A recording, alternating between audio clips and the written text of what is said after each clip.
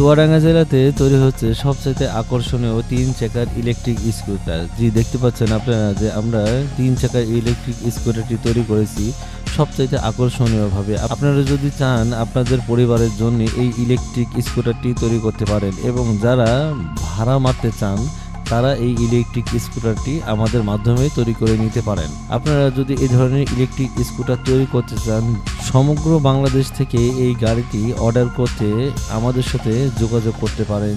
আমাদের স্ক্রিনে দেওয়া নাম্বারে ফুল ভিডিও দেখার রিকোয়েস্ট থাকলো, আপনারা ফুল ভিডিওটি দেখুন এবং তারপর আমাদের কাছে কল করুন। ধন্যবাদ।